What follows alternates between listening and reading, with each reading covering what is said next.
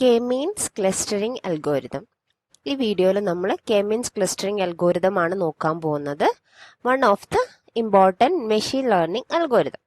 So what is K-means clustering algorithm? K-means clustering is an unsupervised learning algorithm that is used to solve the clustering problems in machine learning or data science.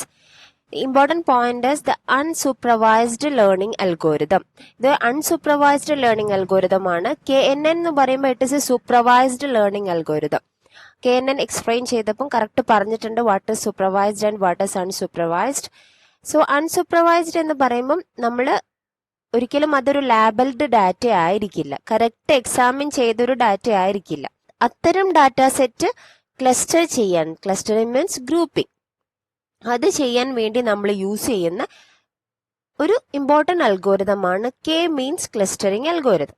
അപ്പോൾ നമ്മൾ point എല്ലാം ഒന്നുകൂടെ പറഞ്ഞു, so നമുക്കൊന്ന് repeat ചെയ്യാം. K means clustering is an unsupervised learning algorithm which groups the unlabelled data set into different clusters.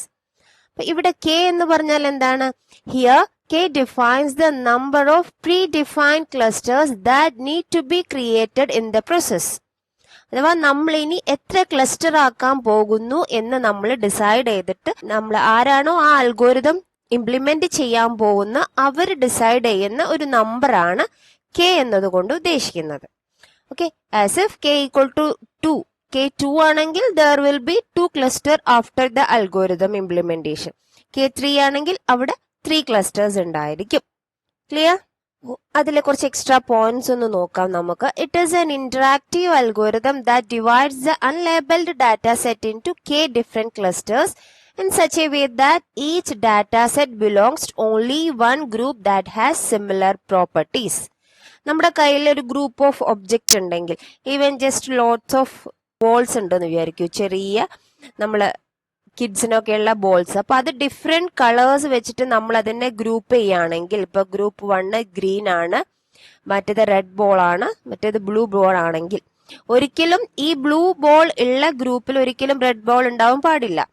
That means each cluster has its own similar properties. അവിടെ അതിൻ്റെതായ ഒരു സിമിലാരിറ്റി ഉണ്ടാവും. അത് മറ്റേ ഗ്രൂപ്പുമായിട്ട് കറക്റ്റ് ആയിട്ട് different behaviour തന്നെയായിരിക്കും.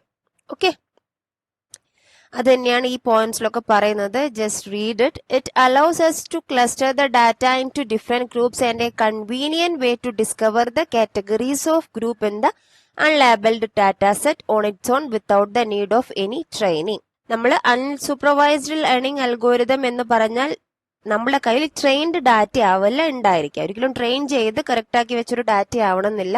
അല്ലാത്തൊരു data set ആണെങ്കിൽ പോലും ഇത് ഗ്രൂപ്പ് ആക്കാൻ കെ-മീൻ ക്ലസ്റ്ററിംഗ് അൽഗോരിതം നമ്മളെ ഹെൽപ്പ് ചെയ്യുന്നുണ്ട്. Okay, so it is A centroid based algorithm.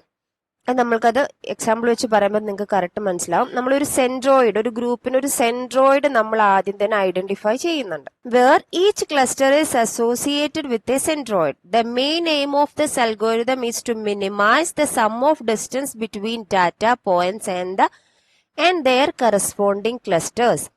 അഥവാ നമ്മൾ ഒരു ഗ്രൂപ്പിലാക്കുന്ന 2 ഡാറ്റ പോയിന്റ്സുകൾ തമ്മിൽ ഒരുപാട് അകലം ഉണ്ടാവാൻ പാടില്ല. അകലം ഉണ്ടാവാന്ന് പറഞ്ഞാൽ നമ്മൾ ഒരു ഗ്രാഫ് രൂപത്തിൽ നമ്മൾ നോക്കുകയാണെങ്കിൽ സിമിലർ കാറ്റഗറീസ് അല്ലെങ്കിൽ സിമിലർ ബിഹേവിയർ കാണിക്കുന്ന ഡാറ്റ ഒബ്ജക്ട്സ് എപ്പോഴും ഒരേ സ്ഥലത്തായിരിക്കും.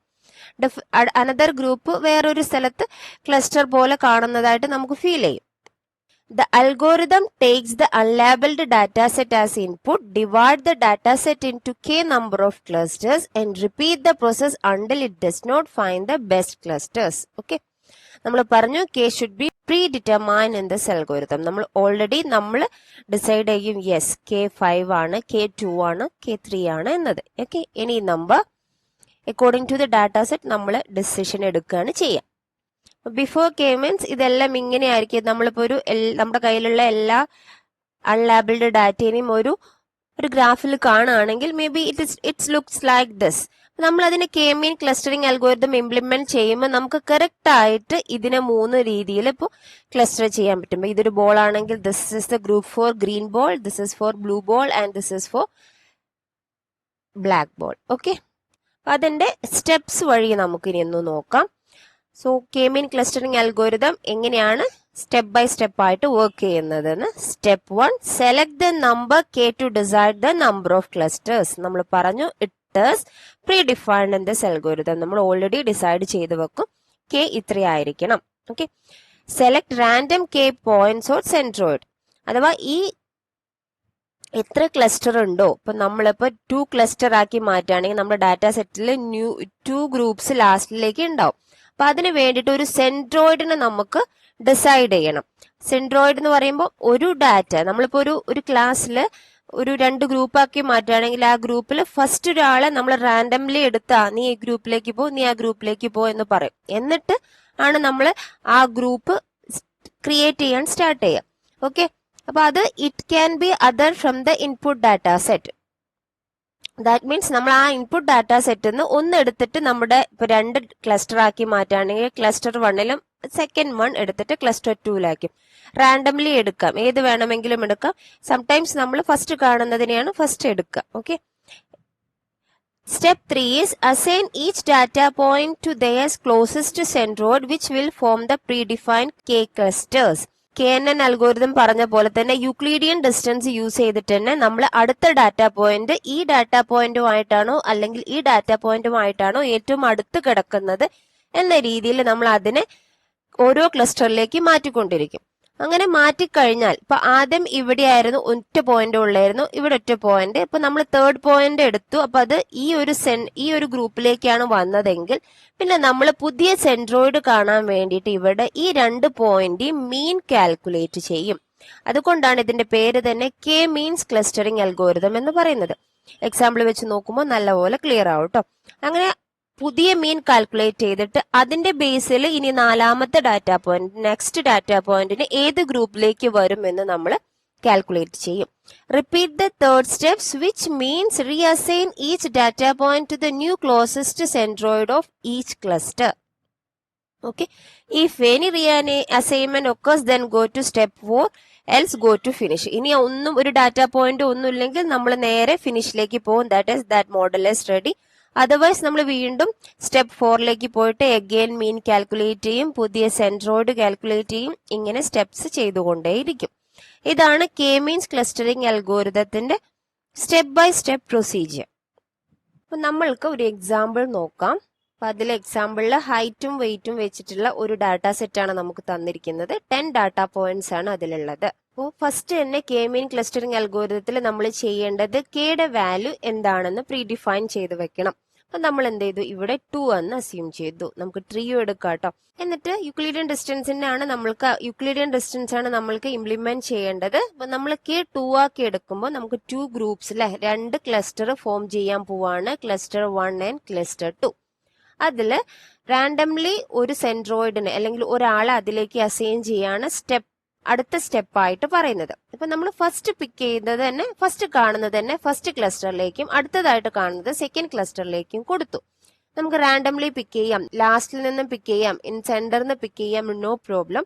എങ്ങനെയായാലും നമുക്ക് ആ കറക്റ്റ് ക്ലസ്റ്റർ ചെയ്ത് കഴിഞ്ഞാൽ സിമിലർ ബിഹേവിയർ എല്ലാം ഒരു ഗ്രൂപ്പിലേക്ക് എത്തുന്നതായിരിക്കും.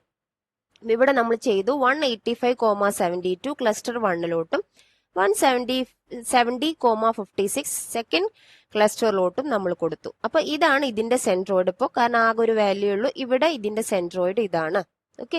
ഇനി ഇതിന്റെ ബേസിലാണ് നമ്മൾ യൂക്ലിഡിയൻ ഡിസ്റ്റൻസ് കാൽക്കുലേറ്റ് ചെയ്യുന്നത് for the third point.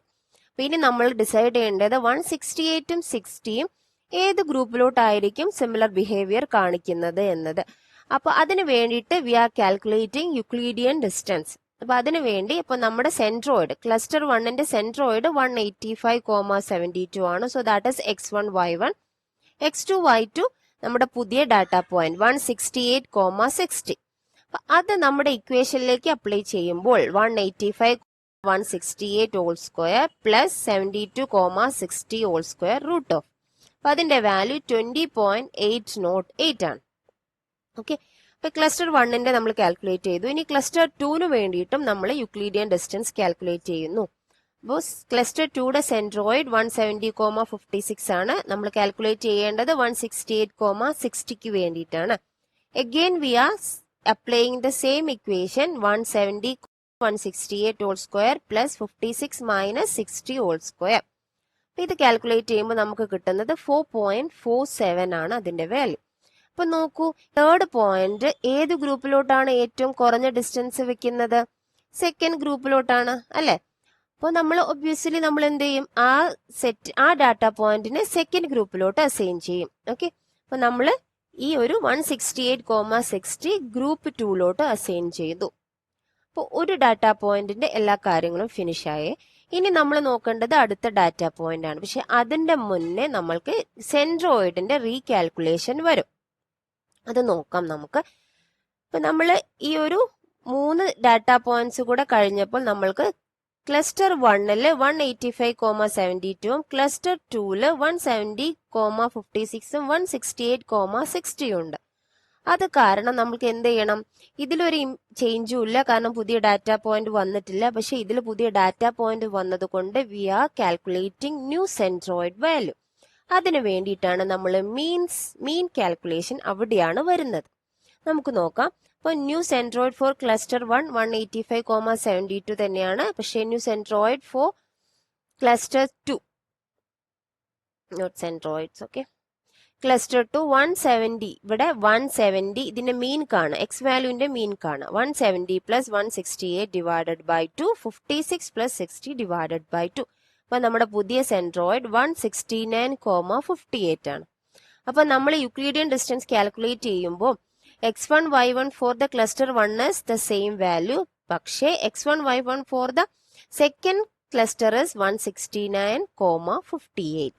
Okay, അപ്പൊ ആ വാല്യൂ ബേസിലാണ് നമ്മൾ ഇനി ഈ ഡാറ്റ പോയിന്റിന്റെ 179,68ന്റെ ഡിസ്റ്റൻസ് കാൽക്കുലേറ്റ് ചെയ്യുന്നത്. അപ്പൊ നമ്മൾ ഇവിടെ x1 y1 ഫോർ ക്ലസ്റ്റർ 1 185,72 തന്നെയാണ്. പക്ഷെ x2 y2 179,68 നമ്മുടെ പുതിയ ഡാറ്റ പോയിന്റ്. അപ്പൊ ഈ കാൽക്കുലേഷൻ ഇക്വേഷൻ അപ്ലൈ ചെയ്യുമ്പോൾ നമുക്ക് കിട്ടുന്നത് 7.211 ആണ്. ഇനി ക്ലസ്റ്റർ 2ന് വേണ്ടിയിട്ട് we are calculated the new centroid value 169,58. അതാണ് നമ്മുടെ x1 y1 x2 y2 179,68. അപ്പൊ അത് നമ്മുടെ ഇക്വേഷനിലേക്ക് നമ്മൾ അപ്ലൈ ചെയ്യുമ്പോൾ 169 minus 179 whole square plus 58 minus 68 whole square, അതിന്റെ റൂട്ട് എടുക്കുമ്പോൾ നമുക്ക് 14.14 ആണ് കിട്ടുന്നത്. അപ്പൊ നമുക്ക് അതിൽ നിന്ന് എന്ത് മനസ്സിലാക്കാം? The fourth data point is belongs to cluster 1. Minimum value 7 അല്ലേ. അപ്പൊ നമ്മൾ എന്ത് ചെയ്യുന്നു, നമ്മൾ ആ പോയിന്റിനെ ക്ലസ്റ്റർ 1ലോട്ട് നമ്മൾ അസൈൻ ചെയ്ത് കൊടുക്കുന്നു. അപ്പൊ 179,68 എവിടേക്ക് എത്തി? ഇപ്പം ക്ലസ്റ്റർ 1ലോട്ട് എത്തി. ഇനി നമ്മൾ again we are recalculating the centroid. ഇവിടെ കാൽക്കുലേറ്റ് ചെയ്യുമ്പോൾ ഇവിടെ ഒരു ചേഞ്ച് വന്നിട്ടില്ല, സോ നോ പ്രോബ്ലം. പക്ഷെ ഇവിടെ വീണ്ടും ഈ സെയിം ഒരു മീൻ കാൽക്കുലേഷൻ വരുന്നു. അപ്പൊ നമ്മുടെ വാല്യൂ എങ്ങനെയുണ്ടാവും? സി, ഇതാണ് 185,72 179,68. അതിന്റെ ബേസിൽ നമ്മൾ മീൻ കാൽക്കുലേറ്റ് ചെയ്ത് we are calculating new centroid for the cluster 1. അപ്പോൾ 185,72 185 plus 179 divided by 2 72 plus 68 divided by 2 നമുക്ക് എന്ത് കിട്ടി? 182,70 ഫോർ ക്ലസ്റ്റർ 1. ക്ലസ്റ്റർ 2ന് പുതിയ വാല്യൂ വരാത്തത് കാരണം, പ്രീവിയസ് സ്റ്റെപ്പിൽ പുതിയ വാല്യൂ ഇങ്ങോട്ട് വരാത്തത് കാരണം സെയിം സെൻട്രോയിഡ് തന്നെയാണ്. അപ്പൊ നമ്മൾ ഇവിടെ എത്തിയിരുന്നു.